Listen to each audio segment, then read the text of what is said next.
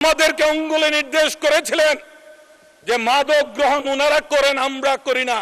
আপনি যদি রেকর্ড দেখতে চান সেটা তলব করলে আপনি পাবেন মাননীয় স্পিকার।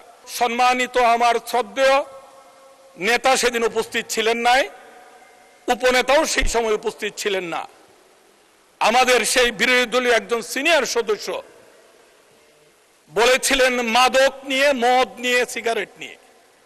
মদের কথা উল্লেখ করতে যে উনি বলেছিলেন এই এলাকায় এই সংসদে যারা রয়েছে ওনার পিছনের সারিতে তারা মাদক গ্রহণ করেন না।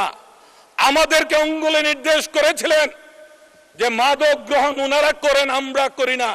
আপনি যদি রেকর্ড দেখতে চান সেটা তলব করলে আপনি পাবেন মাননীয় স্পিকার। আমরা কখনোই সরকারি দলের সদস্য হোক, বিরোধী দলের সদস্য হোক, সম্মানহানি হয় এই ধরনের কথা কখনো আমরা বলি না, বলবও না।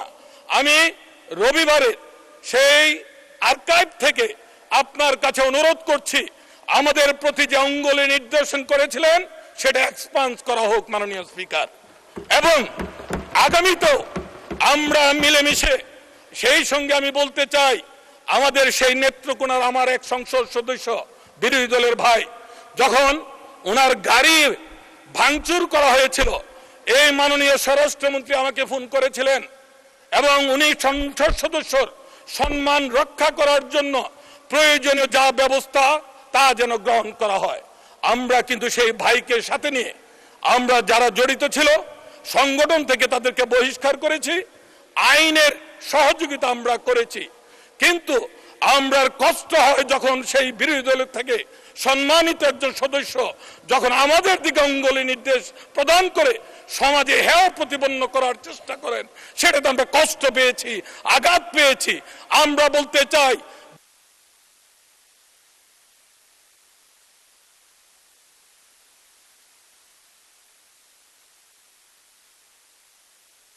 ধন্যবাদ।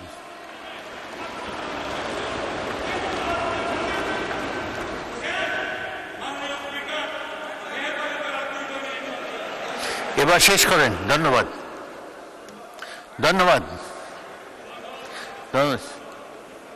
আমি পরীক্ষা করে দেখব যে বিরোধী দল থেকে কোনো অসংসদীয় কথা বলা হয়েছে কিনা, সেটা আমরা পরীক্ষা করে দেখব। কত তারিখে বলেছেন সেটাও সুনির্দিষ্টভাবে উল্লেখ করবেন।